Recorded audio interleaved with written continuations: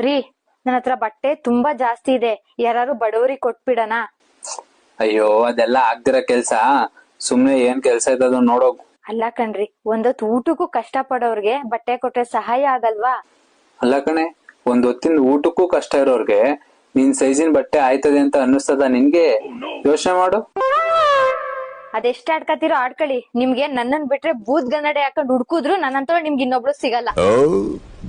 ವಾ, ಭೂತ್ಗನ್ನಡಿ ಹಾಕೊಂಡು ಮತ್ತೆ ನಿನ್ನಂತೋಳ್ನೆ ಹುಡ್ಕಕ್ಕೆ ನನ್ನೇನ್ ದಡ್ಡ ಅನ್ಕೊಂಡಿದ್ಯಾ ನೀನು?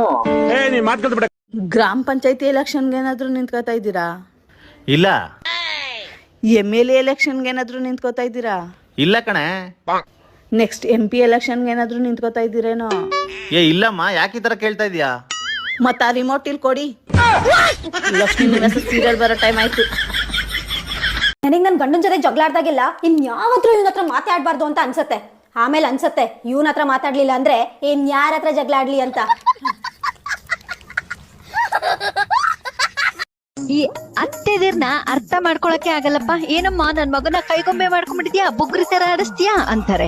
ಅವ್ರ ಮಗನೇ ನನ್ಗೆ ಹೇಳಿದ್ದು ನಮ್ಮ ಅಮ್ಮನ್ ನೋಡ್ಕಲಿ ಅಂತ. ಅದನ್ನೇ ನಾನು ಕಲ್ತಿದ್ದೀನಿ. ತಪ್ಪೇನಿದೆ? ಯಥಾ ರಾಜ ತಥಾ ಪ್ರಜೆ. ಹೌದು.